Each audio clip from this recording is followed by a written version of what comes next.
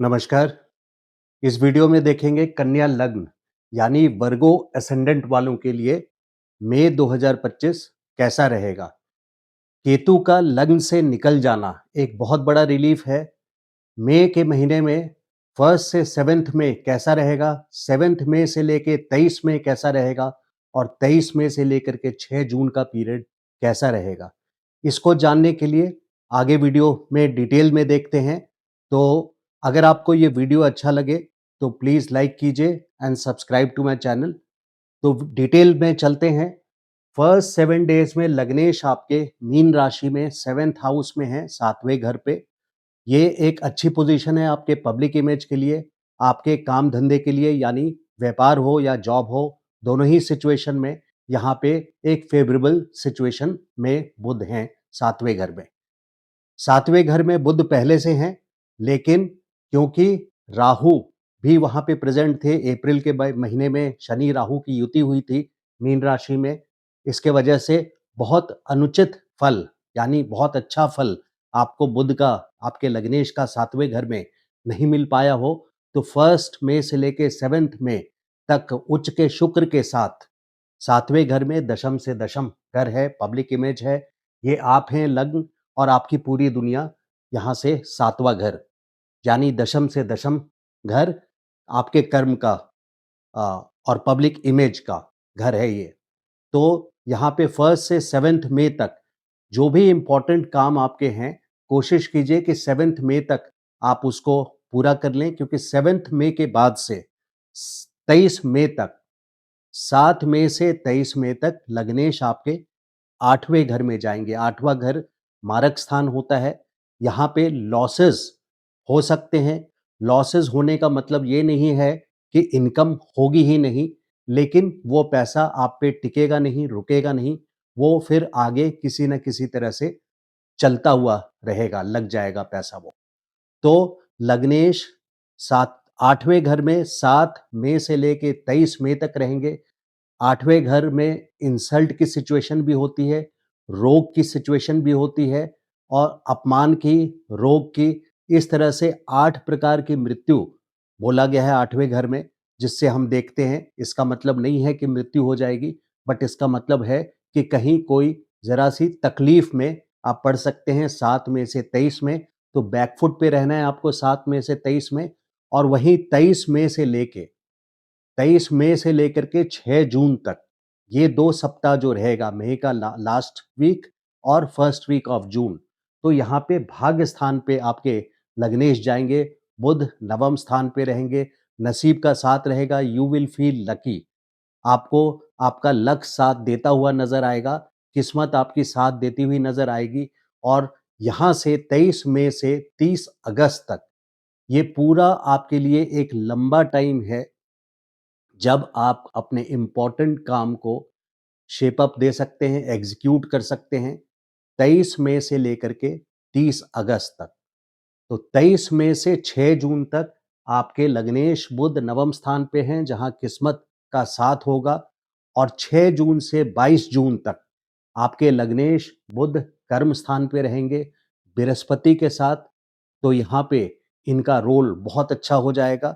आप जो भी इम्पोर्टेंट काम प्रोफेशनली करना चाहते हैं, बड़े काम हो, बड़ी मीटिंग्स हो, बड़ी डील्स हो, बिज़नेस हो या जॉब हो, कंसल्टेंसी हो, जिस लाइन में भी आप हैं, प्रोफेशन से रिलेटेड कोई बहुत इम्पोर्टेंट काम करना हो, तो ये 6 जून से 22 जून का टाइम बहुत इम्पोर्टेंट रहेगा। मैं ज़रा-सा दूर तक आपको आपकी दृष्टि बना देता हूँ, सो दैट आपको अपनी प्लानिंग करने में आसानी हो कि आप अपने मैपिंग, एक ज्योतिष एक बहुत अच्छा प्लानर है, तो उसकी हेल्प से हम अगर प्लानिंग करते हैं अपने काम धंधे को, तो हमें बेनिफिट्स डबल मिलता है। तो 6 जून से 22 जून बुध आपके कर्म स्थान पे हैं बृहस्पति के साथ, और 22 जून से लेकर के 30 अगस्त तक, 22 जून से 30 अगस्त तक आपके 11वें स्थान पे हैं, यानी लाभ स्थान पे, धन स्थान पे। यहाँ पे कैश फ्लो की अच्छी उम्मीद की जा सकती है, और कैश फ्लो आएँगे, वेल्थ इंक्रीज़ होगा, प्रॉस्पेरिटी बनेगी। लाभ स्थान पे यानी 11वें घर में यहाँ पे बुध रहेंगे। तो 23 मई से लेके 30 अगस्त तक ये पूरा ही टाइम आपके लिए बहुत फेवरेबल है। मई के मंथ में आपको ज़रा-सा बैकफुट पे रहना है।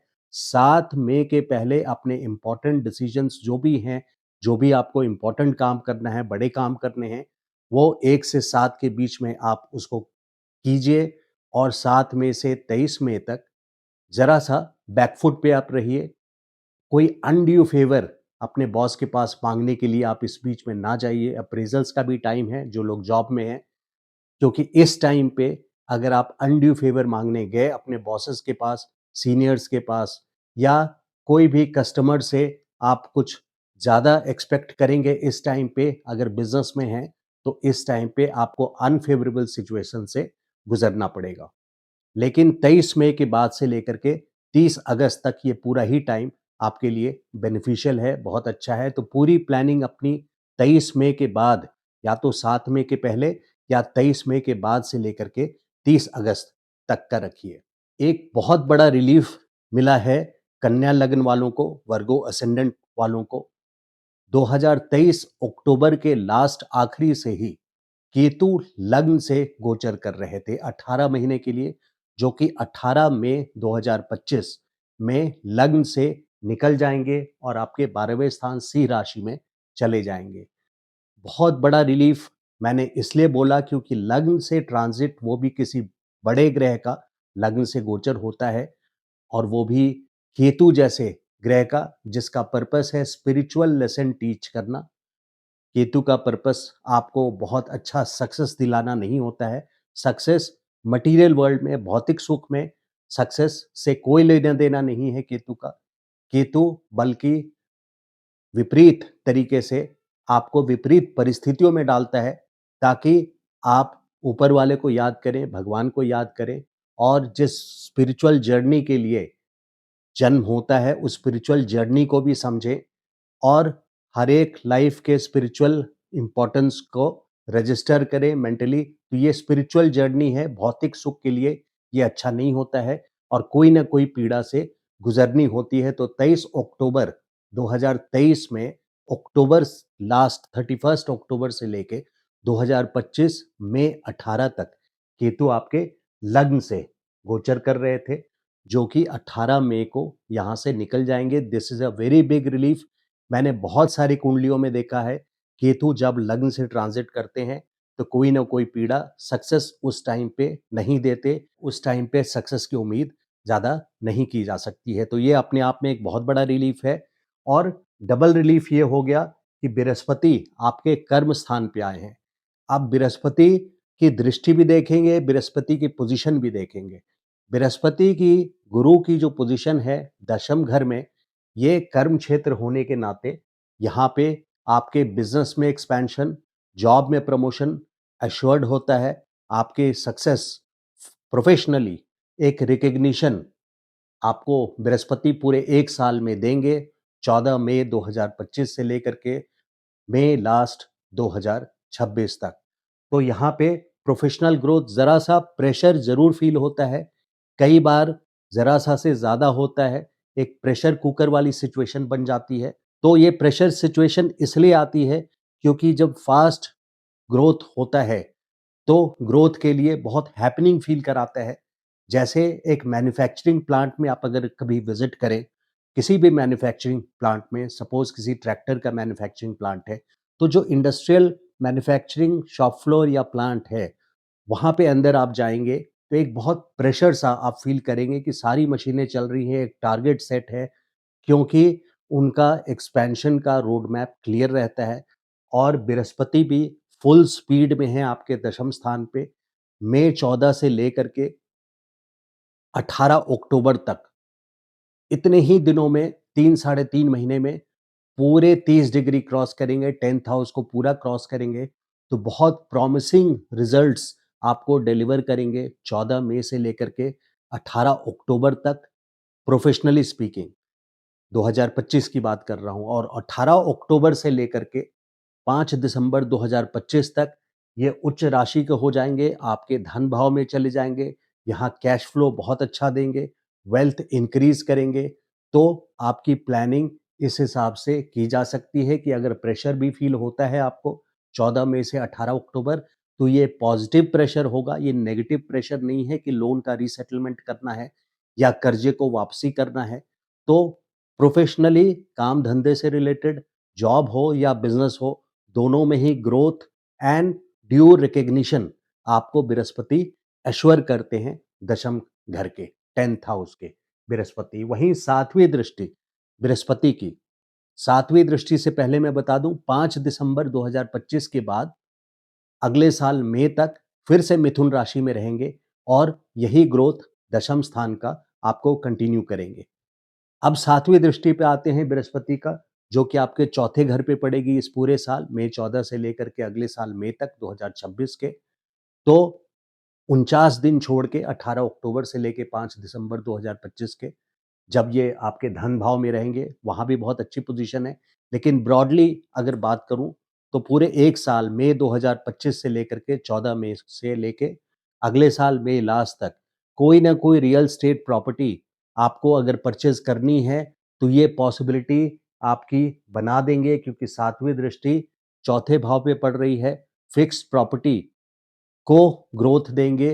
रियल एस्टेट में अगर आप हाथ डालेंगे, किसी मुनाफे के लिए इन्वेस्टमेंट करना चाहते हैं प्लॉट में, तो ये आइडियल टाइम है जब ये इन्वेस्टमेंट कर सकते हैं। रियल एस्टेट आपके लिए बेनिफिशियल रहेगा। आप नया फ्लैट लेना चाहते हैं या नया घर लेना चाहते हैं या एग्जिस्टिंग घर में रेनोवेशन कराना है, तो ये बेस्ट टाइम है जब आप रेनोवेशन कराएं।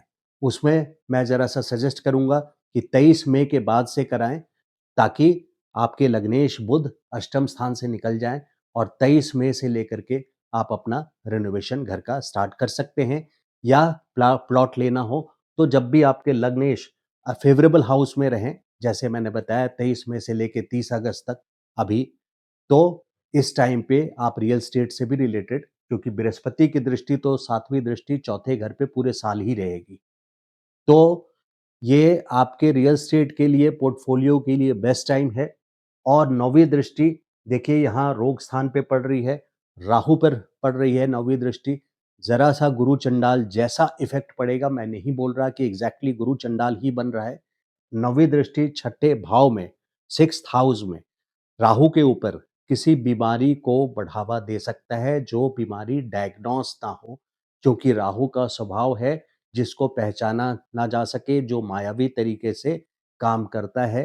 तो राहु मेलेफिक है। 6th हाउस, राहु का रोल 6th हाउस में अच्छा माना जाता है, लेकिन रोग के लिए यहाँ पे केयरफुल रहने की निश्चितता, कंक्लूजन 100% करेक्ट आती है कि आपको अनडायग्नोस्ड बीमारी से बच के कैसे रह सकते हैं। तो कोई भी मेडिकल कंप्लेन हो, आपको अवॉइड नहीं करना है। इस पूरे ड्यूरेशन में 18 मई से राहु कुंभ राशि में है आपके छठे भाव में, और 18 मई 2025 से लेके 5 दिसंबर 2026 तक, ये 18 महीने अगर कोई मेडिकल कंप्लेन हो, तो आप उसको बहुत दिनों तक इग्नोर ना करें, डॉक्टर्स कंसल्टेशन टाइमली लें और मेडिकल इंश्योरेंस वगैरह अपना ले करके रखें। अगर मई की बात करूं वापस, तो 15 मई तक गवर्नमेंट से रिलेटेड कोई काम हो, तो सूर्य आपका यहाँ पे अष्टम स्थान पे है 15 अप्रैल से 15 मई तक। तो 15 मई तक इफ़ पॉसिबल, अगर पॉसिबल है फर्दर डेट लेने का, तो गवर्नमेंट से रिलेटेड कोई भी काम हो तो 15 मई के बाद उसको शेड्यूल कीजिए, ताकि आपके सूर्य आपके भाग स्थान पे आ जाएँगे। हालाँकि ये 12th लॉर्ड हैं और 6th हाउस में विपरीत योग बना रहे हैं, लेकिन विपरीत रोग योग कोई बहुत सरल योग नहीं है, बहुत ईज़ी जितना अच्छा लगता है सुन के कि विपरीत योग है। क्योंकि विपरीत मतलब विपरीत परिस्थितियों से गुज़र करके, एक्सट्रीम प्रेशर से गुज़र करके आपको फल मिलता है। सूर्य का 8वें भाव में, क्योंकि 8वाँ भाव पाताल लोक होता है, 8वें भाव में क्योंकि रोशनी वाले ग्रह हैं, तो 8वें भाव में जैसे राहु छठे में अच्छे माने जा रहे हैं, वैसे सूर्य 8वें में अच्छे माने जाते हैं। लेकिन एट द सेम टाइम दोनों चीज़ें हो सकती है। ऐसा नहीं है कि ये हुआ तो वो नहीं होगा।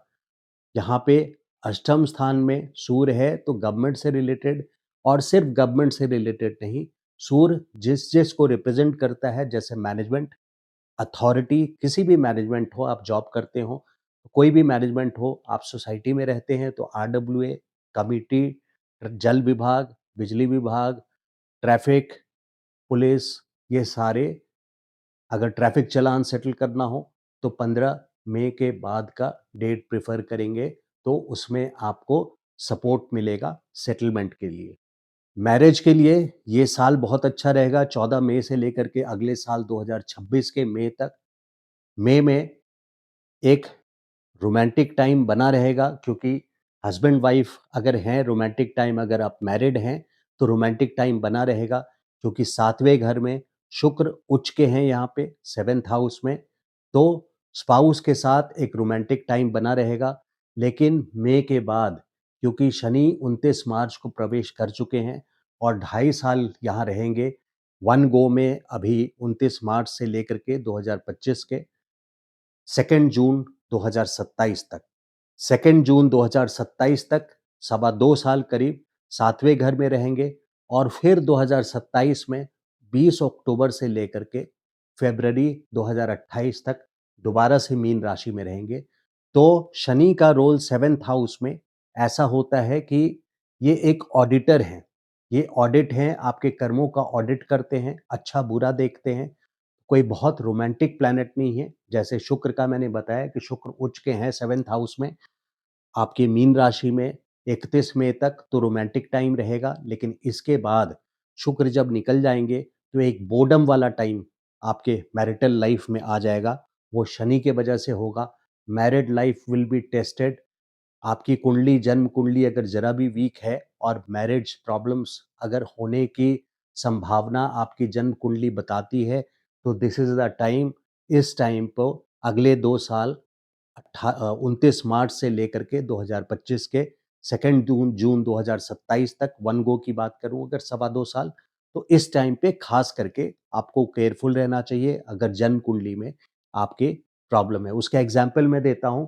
सपोज आपकी ये कुंडली है और यहाँ पे जन्म कुंडली में सूर्य है, जन्म कुंडली में यहाँ पे सूर्य है, तो शनि का गोचर सूर्य के ऊपर से होगा।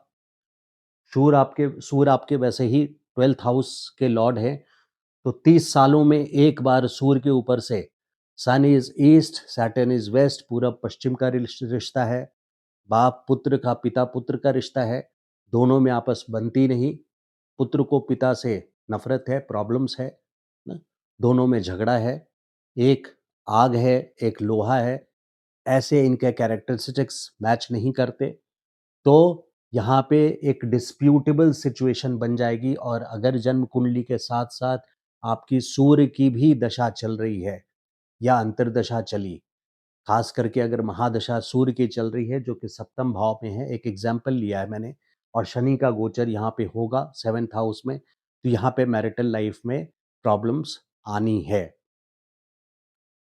वहीं अगर जन्म स्थान पे, जन्म कुंडली में आपके यहाँ पे शुक्र हैं, जैसे कि गोचर के शुक्र मई में है, अगर जन्म कुंडली में शुक्र हैं यहाँ पे, तो ये बेनिफिक रिजल्ट्स देगा, रोमांटिक रिजल्ट्स देंगे, अच्छे रिजल्ट्स देंगे। शनि के रेज को फाइन ट्यून करते हैं शुक्र, शनि के रेज को शुक्र फाइन ट्यून करते हैं, यानी सॉफ्ट करते हैं, जो क्रुएलिटी शनि में है उसको मिनिमाइज करते हैं। तो आइए चलिए आगे देखते हैं। स्टूडेंट्स के लिए 6 जून तक अच्छा नहीं है, क्योंकि मंगल यहाँ पे 3 अप्रैल से 7 जून तक, 6 जून तक रादर, मंगल की दृष्टि, नीच मंगल है यहाँ पे, मंगल की दृष्टि यहाँ पे पंचम स्थान पे पड़ रही है। स्टॉक मार्केट से भी दूर रहें। स्टूडेंट्स के लिए भी 6 जून तक अच्छा नहीं है, लेकिन पूरा अगला एक साल 6 जून के बाद से लेके 30 मई 2025 तक 10वें का बृहस्पति यहाँ पे करियर के लिए one of the most important year for career. कन्या लग्न वालों के लिए, जो भी स्टूडेंट्स हैं, सबसे इम्पॉर्टेंट ईयर में से ये साल रहेगा। 12 सालों में जो सबसे इम्पॉर्टेंट ईयर होता है प्रोफेशनल सक्सेस के लिए, बृहस्पति का ट्रांजिट 10th हाउस से है, मई 14 2025 से लेकर के मई लास्ट 2026 तक। तो आप अपने पूरे एफर्ट्स रखें, क्योंकि सक्सेस के पूरे चांसेस हैं। हेल्थ से रिलेटेड अगर देखें तो यहाँ सूर्य हैं आपके, यहाँ राहु हैं, यहाँ केतु हैं, 6, 8, 12 तीनों एक्टिवेटेड है। राहु जैसे मैंने बताया 6th हाउस में अच्छे होते हैं, लेकिन अनडायग्नोस्ड डिजीज देने के पूरे चांसेस पोटेंसी रखते हैं, देते हैं।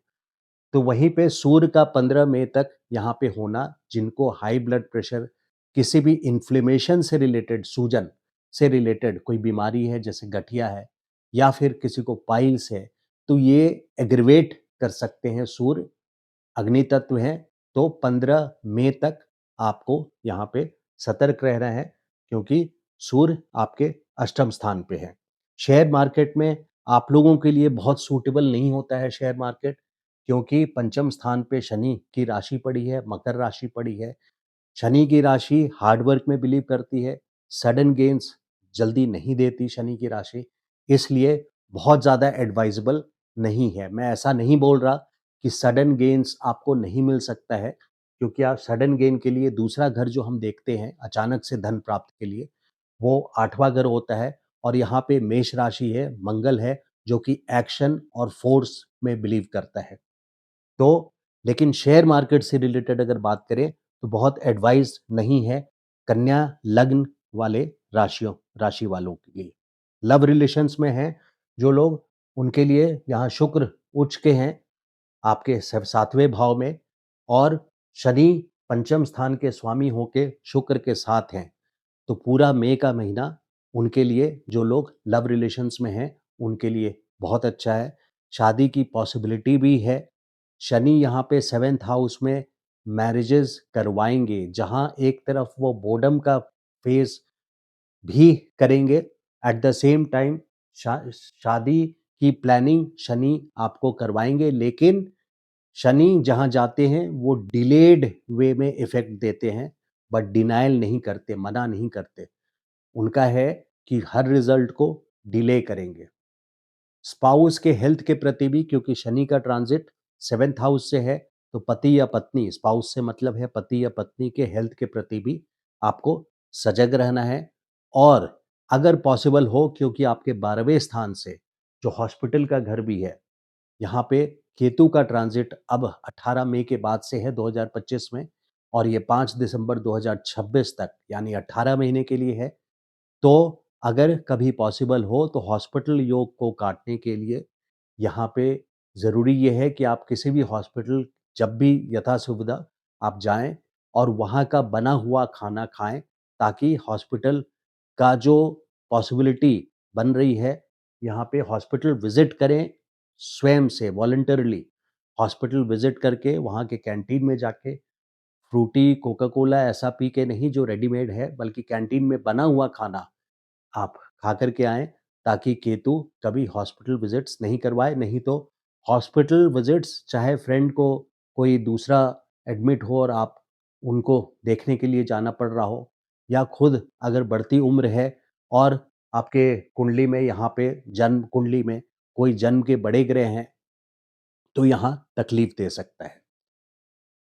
अब देखिए पंचांग के कुछ इंपॉर्टेंट डेट्स। मई के मंथ में बुद्ध पूर्णिमा है 12 मई को, कृष्ण अमावस्या जिसको वट सावित्री बोलते हैं 26 मई को, और प्रदोष व्रत है 9 मई और 24 मई को, जो कि रेमेडीज के लिए बहुत अच्छा दिन होता है।